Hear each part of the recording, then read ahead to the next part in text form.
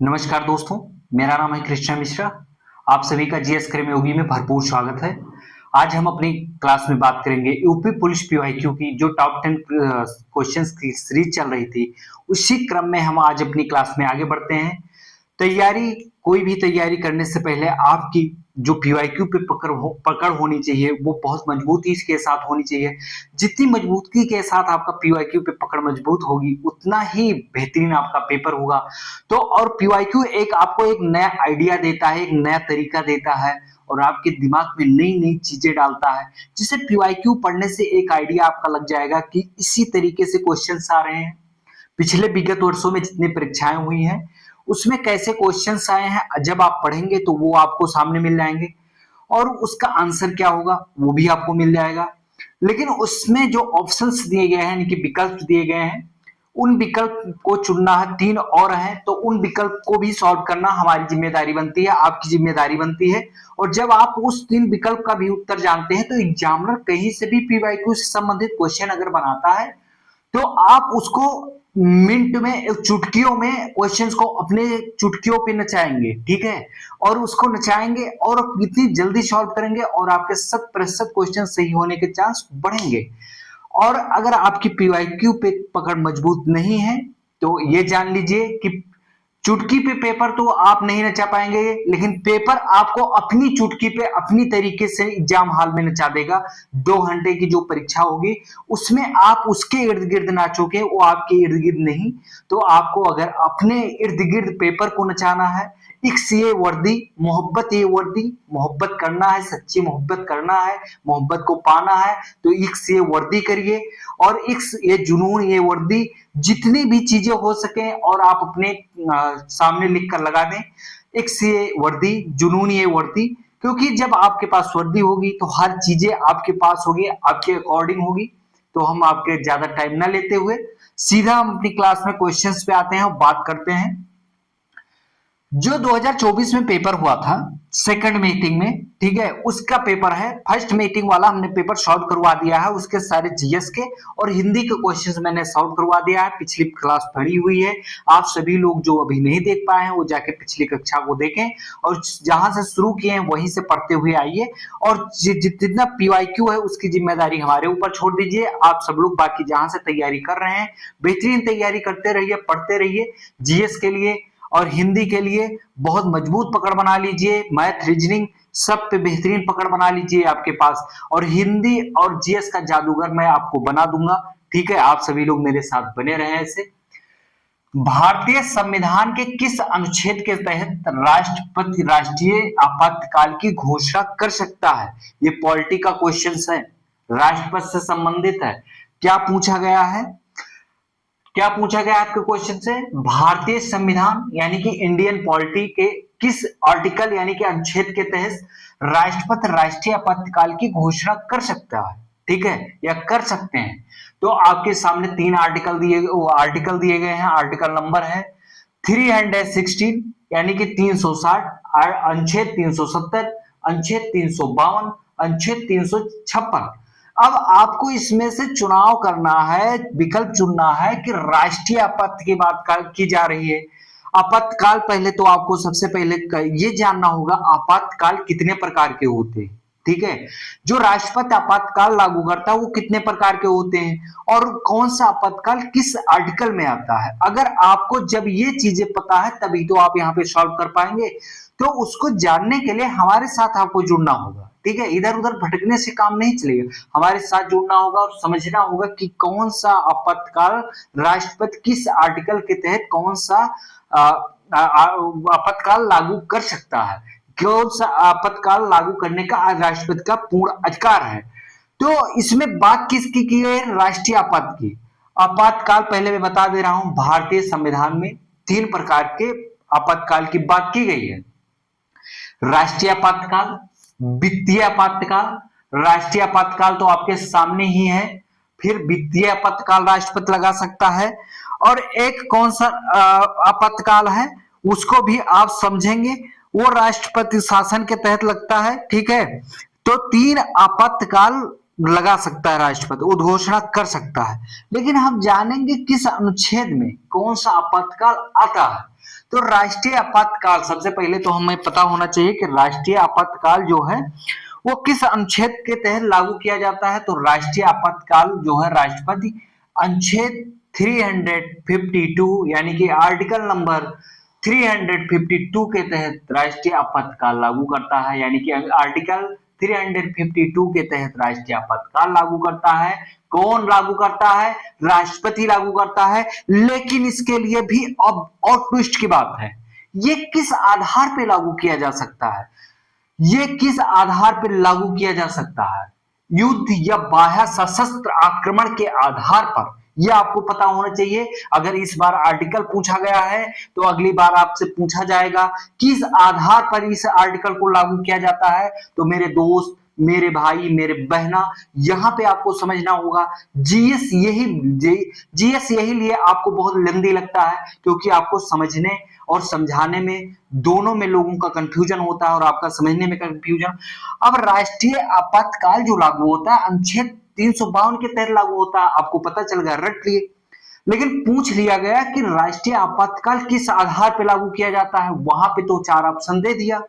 तो आपको पता होना चाहिए कि राष्ट्रीय आपातकाल जो राष्ट्रपति लागू करता है वो बाह्य आक्रमण, युद्ध या सशस्त्र विद्रोह के आधार पर लागू करता है। ठीक है, गृह युद्ध अगर ऑप्शन में दे दिया जाएगा तो वो गलत है। युद्ध या बाह्य आक्रमण या सशस्त्र विद्रोह के आधार पे राष्ट्रीय आपात जो है भारत में लागू किया जाता है। मेरे दोस्त, मेरे भाई, मेरे बहना, ये भारत में कई बार लागू हो चुका है।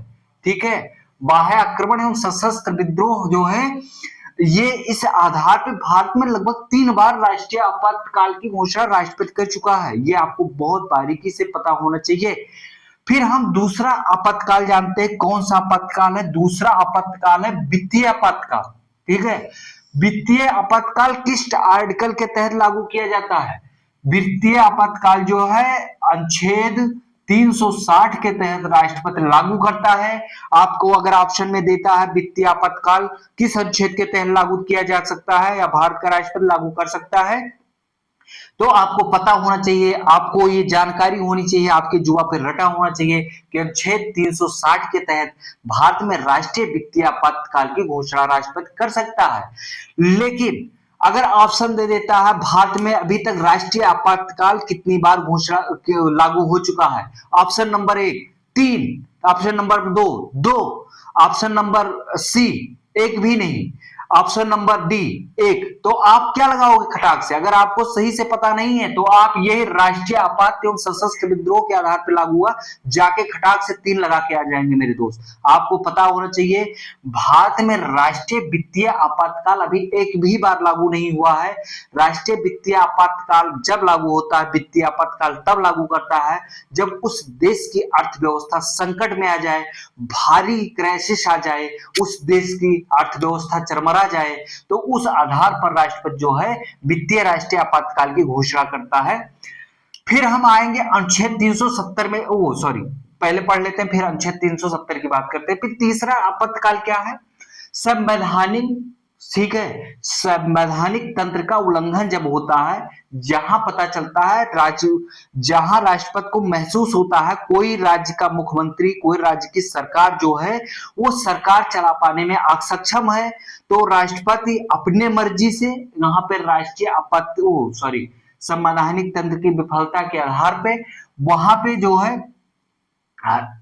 है संवैधानिक राष्ट्रपति शासन लागू कर सकता है। और यहाँ पे राष्ट्रपति शासन लागू हो जाएगा आर्टिकल 356 के अनुसार, अनुच्छेद 356 के अनुसार राष्ट्रपति शासन लागू हो जाएगा। या तो फिर राष्ट्रपति को ऐसा लगता है वहां पे कि उस राज्य की जो है क्या कहते हैं हम, जो राज्य का शासन तंत्र है वो सुचारू रूप से नहीं चलाया जा रहा है या वो सरकार चलाने में सक्षम नहीं है, तब लागू करता है। या राज्यपाल के द्वारा लिखित हस्ताक्षर सहित, हस्ताक्षर यानी कि उनका हस्ताक्षर होगा, राज्यपाल द्वारा लिखित एवं हस्ताक्षर सहित जो पत्र राष्ट्रपति को लिखा जाता है उसके आधार पे राज्य में राष्ट्रपति शासन लागू किया जा सकता है। वो किस अनुच्छेद के अनुसार मेरे दोस्त? अनुच्छेद 356 के अनुसार, ये याद रखना। ठीक है, फिर अनुच्छेद 370 की बात करते हैं। अनुच्छेद 370 जो है जम्मू कश्मीर में पहले लागू था। ये जम्मू कश्मीर को एक विशेष राज्य का दर्जा प्रदान करता था, लेकिन भारत सरकार ने, ठीक है, वर्ष 2019 में इसको अनुच्छेद आर्टिकल 370 को, अनुच्छेद 370 को समाप्त कर दिया, निरस्त कर दिया। अब इसका कोई वैल्यू नहीं रह गया और जो विशेष राज्य का दर्जा प्रदान करता था जम्मू एंड कश्मीर को, उसको समाप्त कर दिया गया। अब जम्मू एंड कश्मीर एक केंद्र शासित राज्य बनके और लद्दाख एक केंद्र शासित राज्य, दो राज्य बना करके जम्मू एवं कश्मीर, लद्दाख पहले एक में आता था। फिर वर्ष 2019 में अनुच्छेद 370 को हटाकर संविधान, भारतीय संविधान से अनुच्छेद 370 निश्चित कर दिया गया और इसको हटा करके वहां पे जम्मू एवं कश्मीर और लद्दाख को अलग अलग एक केंद्र, दो केंद्र शासित राज्य बनाए गए। ठीक है, तो इस प्रकार ये अनुच्छेद 370 जम्मू कश्मीर को पहले विशेष राज्य का दर्जा प्रदान करता था, लेकिन अब वर्तमान में ये निश्चित हो चुका है और अब जम्मू और एवं कश्मीर एक अलग केंद्र शासित राज्य बन चुका है, लद्दाख एक अलग केंद्र शासित राज्य बन चुका है। तो आपको पता होना चाहिए भारत में कितने प्रकार के आपातकाल, राष्ट्रीय आपातकाल होते हैं और राष्ट्रपति कौन से आपातकाल कब लागू करता है। अनुच्छेद 356 की बात करेंगे तो राज्य में संवैधानिक तंत्र की विफलता के आधार पर लागू किया जाता है। राष्ट्रीय, आपके क्वेश्चन में पूछा गया था, राष्ट्रपति राष्ट्रीय आपातकाल की घोषणा कर सकते हैं। तो राष्ट्रीय आपातकाल की घोषणा जो है सशस्त्र विद्रोह एवं बाह्य आक्रमण के आधार पर अनुच्छेद 352 के अनुसार कर सकते हैं। और राष्ट्रपति वित्तीय आपातकाल की घोषणा कब कर सकता है, तो अनुच्छेद 360 के तहत कर सकता है। फिर हम आते हैं क्वेश्चन नंबर 2 पे। आप सभी लोगों को पूरी उम्मीद है कि बहुत अच्छे से समझ गए होंगे। अब आपके एक क्वेश्चन से आपको 5-6 क्वेश्चंस बन गए और आप पूरा क्लियर होगा, आपके दिमाग में पूरी बात बैठ गई होगी। अगर नहीं बैठी है तो दोबारा वीडियो देख लीजिएगा आप सभी लोग। क्वेश्चन नंबर 2 पे आते हैं। पुस्तक का नाम है वार एंड पीस, किसके द्वारा लिखी गई थी? ये एक पुस्तक है, पुस्तक का नाम है वार एंड पीस। इस पुस्तक को किसके द्वारा लिखा गया था? तो इस पुस्तक को के लिए 4 ऑप्शन दिया गया है। Fyodor Dostoevsky, Anton Chekhov, Alexander Pushkin, Leo Tolstoy. किसके द्वारा लिखी गई थी वार एंड पीस? तो वार एंड पीस पुस्तक जो है लियो टॉलस्टॉय के द्वारा लिखी गई थी। आप सभी को पता होना चाहिए कि लियो टॉलस्टॉय के द्वारा वार एंड पीस पुस्तक लिखी गई थी। पुस्तक के लेखक से संबंधित आपके पेपर में 2 से 3 क्वेश्चन आएंगे, तो आपको सभी लेखकों के नाम और उनकी पुस्तक पता होना चाहिए। फिर आइए हम क्वेश्चन नंबर 3 पे आते हैं। ठीक है, निम्नलिखित में से कौन सा जीएसटी का एक प्रकार नहीं है? देखो, पहली बात तो आपको ये पता होना चाहिए कि जीएसटी कई प्रकार के होते हैं। तो आज हम सभी जीएसटी को यहाँ पढ़ेंगे, कौन कौन से जीएसटी होती है भारत में, कितने प्रकार की होती है और इसमें जो ऑप्शन दिया गया है उसमें से कौन सी जीएसटी नहीं होती है, जीएसटी में शामिल नहीं होता है। निम्नलिखित में से कौन सा जीएसटी का एक प्रकार नहीं है? तो ऑप्शंस दिए गए हैं आपके सामने। Option number 1 S GST, option number B Q GST, option number C GST, option number D I GST. तो सबसे पहले तो आप ये जान लीजिए कि जीएसटी भारत में लागू कब हुआ। सबसे पहले क्वेश्चन नंबर 1 तैयार करना होगा, क्योंकि वो क्वेश्चन पूछा गया है। तो क्वेश्चन से संबंधित आपको पूरा यहीं पे पूरा बनाकर एक हम आपको कंप्लीट पैकेज बनाकर, एक क्वेश्चन कोई आया तो उसका पूरा कंप्लीट पैकेज बनाकर आपको खिला दिया जाएगा, ताकि वो एग्जाम हॉल में आपको बूस्टर की तरह काम करके आपके दिमाग में वो क्वेश्चंस पहुंचे और आप सही आंसर तक पहुंच पाए। तो पहले तो ये पता होना चाहिए कि जीएसटी कब लागू किया गया। जीएसटी भारत में 1 जुलाई 2017 से लागू हुआ। यहाँ पे हमने बोर्ड में लिख दिया, आप सभी को पता होना चाहिए। भारत में जीएसटी जो है 1 जुलाई 2017 से लागू किया गया। कब? 1 जुलाई 2017 से। फिर हमें जीएसटी का फुल फॉर्म पता होना चाहिए, क्योंकि जीएसटी का फुल फॉर्म बहुत बार पूछा गया है। आप पीवाईक्यू उठा के देख लीजिए, जीएसटी कब लागू की गई, पीवाईक्यू उठा के देख लीजिए। अगर आपको ये लगता हो कि करंट का मुद्दा नहीं है, भैया ये करंट का नहीं, हमेशा चर्चा का मुद्दा रहता है, क्योंकि जीएसटी हमेशा चर्चा में रहती है और ये आपके इकोनॉमिक्स में आती है, तो इकोनॉमिक्स से आपके जो क्वेश्चंस का लेवल, पेपर का लेवल है, उस अनुसार ये क्वेश्चंस बहुत टफ हैं। ठीक है, तो आपको पता होना चाहिए 1 जुलाई 2017 को जीएसटी लागू हुई थी। जीएसटी का फुल फॉर्म है गुड्स एंड सर्विसेज टैक्स। क्या है जीएसटी का full form? Goods and services tax, ये होगा जीएसटी का फुल फॉर्म। तो आपको ये पता चल गया। अब हम जानेंगे इसमें से कौन सा जीएसटी नहीं है। S GST, Q GST, C GST, I GST. Q GST जो है वो जीएसटी का भाग नहीं है। अब आप अपने नोट्स के पन्ने को खोल लीजिएगा और पेन हाथों में ले लीजिएगा, ये सभी चीज जो लिखा रहे हैं नोट करिएगा। यस जीएसटी का मतलब होता है स्टेट जीएसटी। यस जीएसटी मतलब होता है स्टेट जीएसटी, यानी कि state goods and services tax. लिख लीजिए फुल फॉर्म, पेपर में आपके छपेगा, लिख के ले लीजिए। ठीक है, यस जीएसटी का मतलब होता है स्टेट जीएसटी, यानी कि state goods and services tax. C GST का मतलब होता है मेरे दोस्त, ठीक है, सी जीएसटी का मतलब होता है सेंट्रल जीएसटी। सी जीएसटी का मतलब होता है सेंट्रल जीएसटी, इसका फुल फॉर्म होता है central goods and services tax. फिर आईजीएसटी का फुल फॉर्म होता है, ये दिया गया है जो, इसका होता है इंटीग्रेटेड जीएसटी। आईजीएसटी मतलब होता है integrated GST, integrated goods and services tax होता है। तो इस प्रकार से ये रही आपकी जीएसटी कितने प्रकार की होती है, आपको पता चल गया। जीएसटी कब लागू किया गया, जीएसटी का फुल फॉर्म क्या है। तो आप, अब हमें लगता है जीएसटी से संबंधित सारे क्वेश्चंस आपको पता चल गए हैं।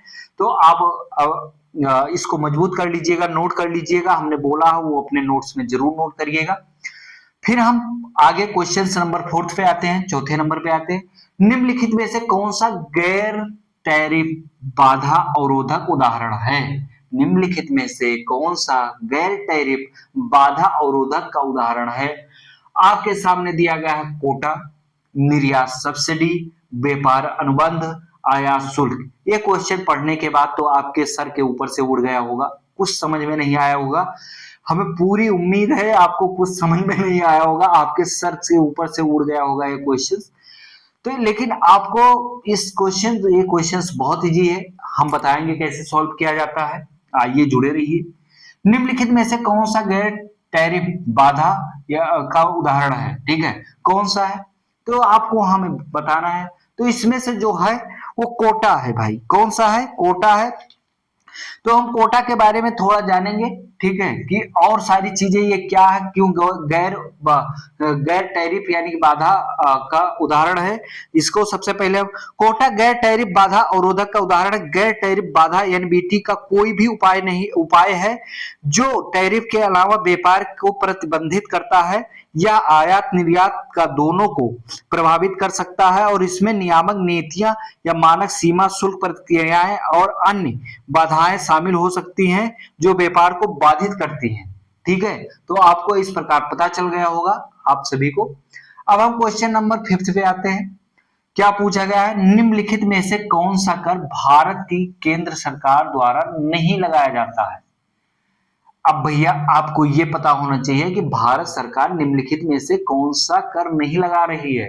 ये भी क्वेश्चंस में आप थोड़ा सा खेल पाएंगे, नहीं तो बहुत लोगों के सर के ऊपर से उड़ ही जाएगा। ठीक है, लेकिन आपके सर के ऊपर से हमें उड़ने नहीं देना है, हमें आपके दिमाग में ये सारी चीजें बिठा देनी है ताकि आप एग्जाम हॉल में बैठे तो अपने आप को क्वेश्चंस पढ़ने के बाद सारे आंसर दे सके और अपने आप को बहुत रिलैक्स महसूस कर सके उस समय पेपर देने के बाद। हाथ पैर ना फूलने लगे पेपर देखने के बाद। मेरा पूरा ये उद्देश्य है, मेरा उद्देश्य ये है कि आपकी कलम वहां पे रुकनी नहीं चाहिए। ठीक है, निम्नलिखित में से कौन सा कर भारत के केंद्र सरकार द्वारा नहीं लगाया जाता है?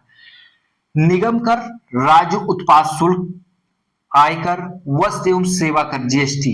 तो आप यहाँ पे अगर कॉमन सेंस लगाएंगे, अपने दिमाग से बात को अच्छे से पढ़ेंगे क्वेश्चंस को, तो आप तुरंत समझ कि केंद्र सरकार द्वारा कौन सा नहीं लगाया जाता है।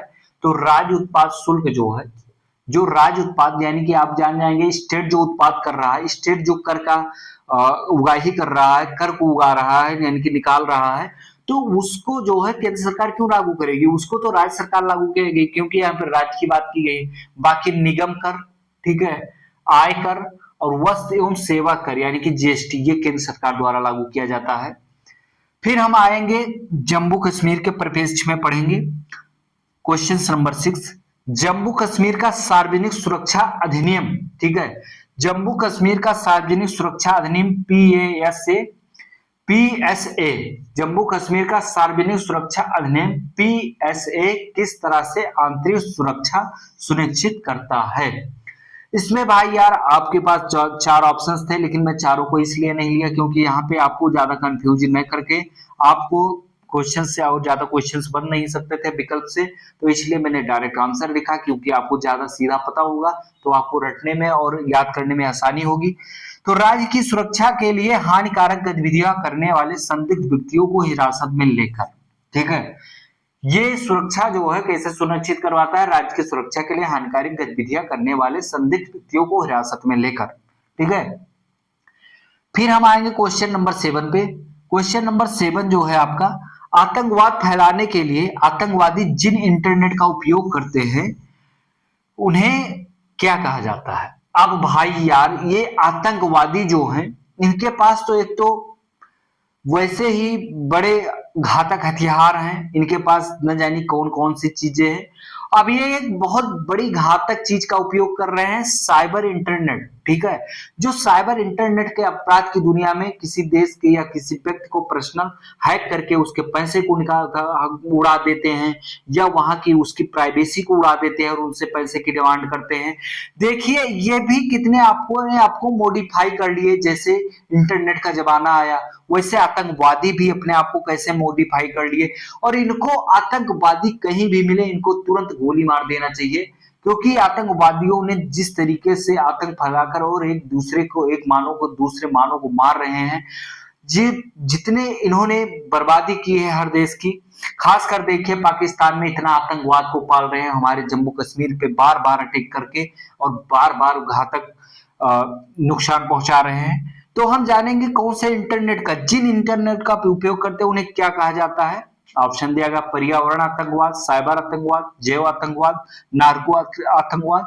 तो यहाँ पे आप कॉमन सेंस लगाएंगे तो तुरंत आपका साइबर आतंकवाद होगा।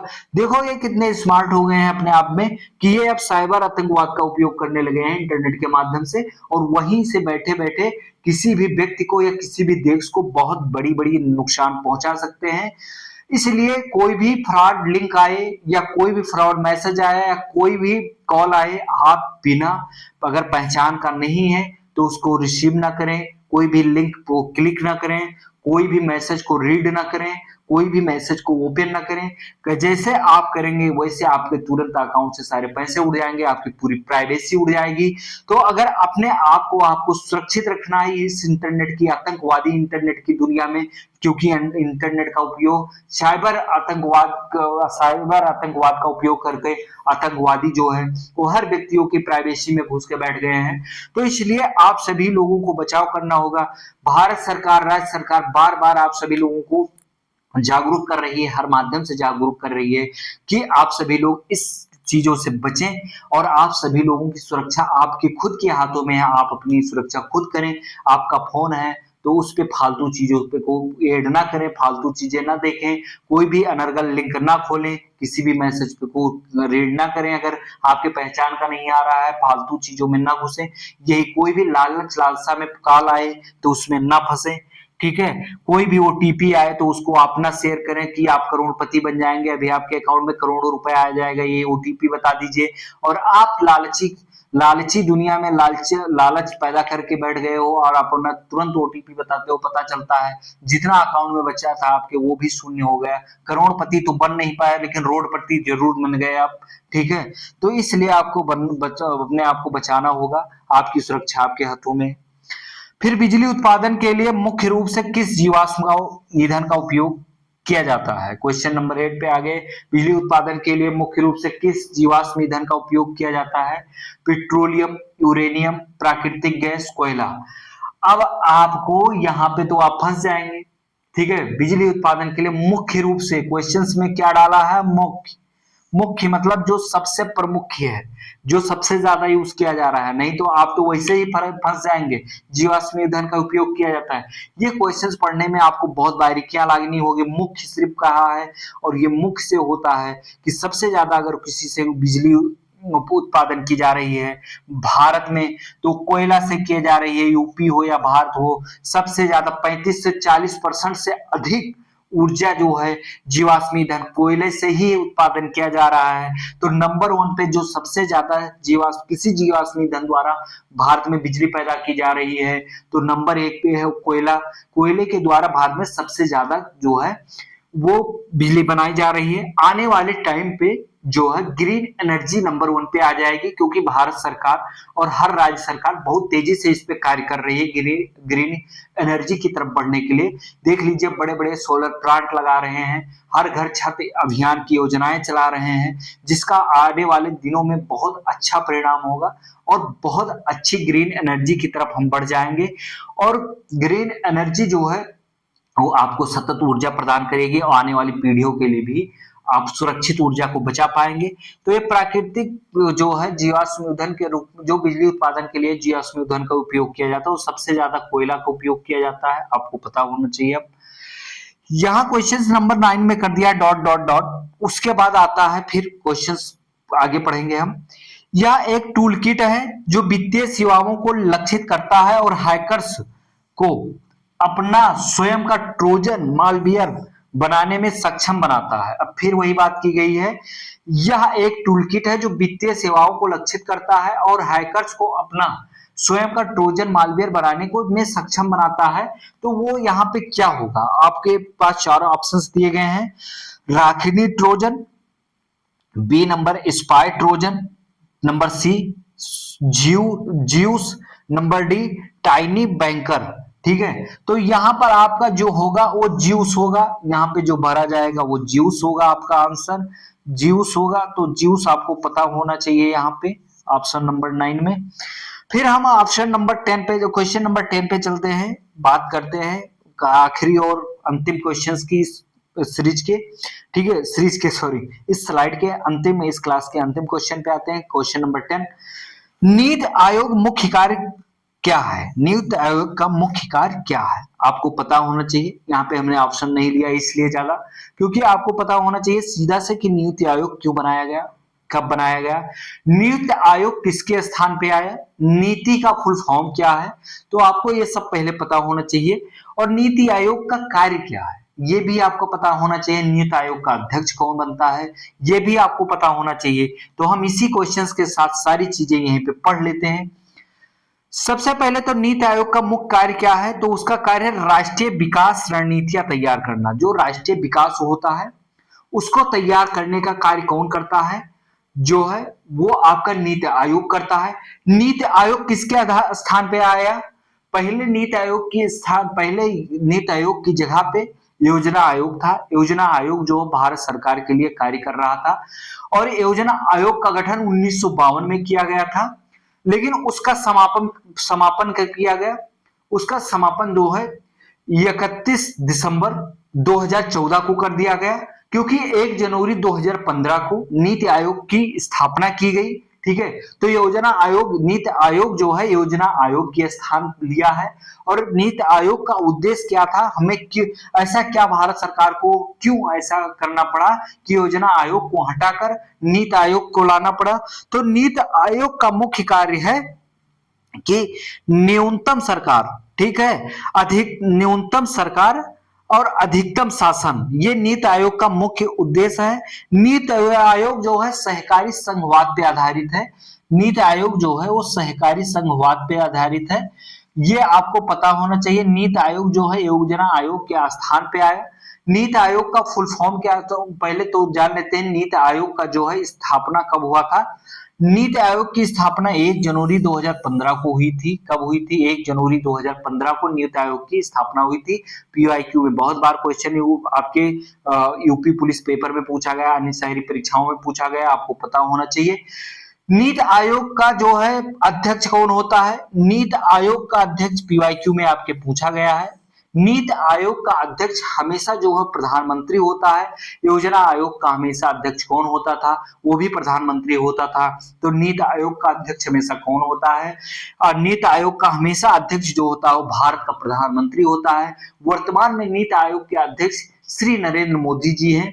ठीक है, उसके बाद हम बात जानते हैं नीति का फुल फॉर्म क्या होगा। नीति का फुल फॉर्म जो है national institution for transforming India. ठीक है, ये आपको नीति आयोग का फुल फॉर्म पता होना चाहिए। सारे पीवाईक्यू के क्वेश्चंस हैं। तो नीति आयोग से जो है नीति का फुल फॉर्म जो है national institution for transforming India. इस प्रकार ये नीति आयोग का फुल फॉर्म हो गया। तो आपको पूरा जो कंप्लीट ये सीरीज हम दे रहे हैं, पूरी कंप्लीट टॉप 10 क्वेश्चंस की सीरीज चला रहे हैं। ये टॉप 10 कहने के लिए है, हम टॉप 10 क्वेश्चंस लेते हैं, लेकिन यहाँ पे सॉल्व कितने क्वेश्चंस करवाते हैं आप सभी लोग स्वयं क्लास को देख लीजिएगा। कम से कम 40 से 50 क्वेश्चंस आपको बनते हैं जो आपकी परीक्षा में सीधे सीधे पूछे जाएंगे। और अगर आप इस क्लास को मिस कर रहे हैं तो समझिए आप अपने पेपर को मिस कर देंगे, गड़बड़ कर देंगे। तो आपको क्लास को पूरी कंप्लीट करना होगा, बेहतरीन पढ़ना होगा, अधिक से अधिक लोगों के पास शेयर करना होगा ताकि अधिक से अधिक लोगों का भला हो सके और अधिक से अधिक मात्रा में लोग शेयर करें, सब्सक्राइब करें और बेल आइकन को दबाना ना भूलें, क्योंकि कोई भी क्लास पढ़े तो सबसे पहले आपके पास पहुंचे। बाकी हम शॉर्ट में करंट अफेयर का जो है सीरीज चालू कर दिए हैं। शॉर्ट्स वीडियो में 3 मिनट का आता है, उसमें ज्यादा टाइम आपका न लेते हुए हम वहां पे करंट अफेयर चालू कर दिए हैं। तो करंट अफेयर पढ़ने के लिए आप मेरे शॉर्ट्स वीडियो में चले जाएं। बाकी हम करंट अफेयर का भी बड़ा वीडियो बनाएंगे, लेकिन अभी तब तक के लिए आपको बहुत इंपॉर्टेंट और आपकी परीक्षा के पॉइंट ऑफ व्यू से जितनी इंपॉर्टेंट चीजें बन रही हैं वो हम डे बाय डे डालते जा रहे हैं। 102, 2 से 3 जितने भी शॉर्ट्स में करंट अफेयर आ रहे हैं, आपको टोटल 5-6 मिनट में पूरे आप करंट अफेयर को देख सकते हैं अपने, और तैयारी को और मजबूत कर सकते हैं और अपनी तैयारी में 4 चांद लगा सकते हैं। तो इस प्रकार से आपको अच्छी तैयारी करने के लिए आपको जीएस कर्मयोगी से जुड़ना होगा, कृष्णा से जुड़ना होगा। अब हम चलते हैं इसी प्रकार से, तब तक के लिए फिर अगली क्लास में मिलेंगे। अब आपसे मुलाकात मेरी अगली क्लास में होगी, तब तक के लिए जय हिंद, धन्यवाद।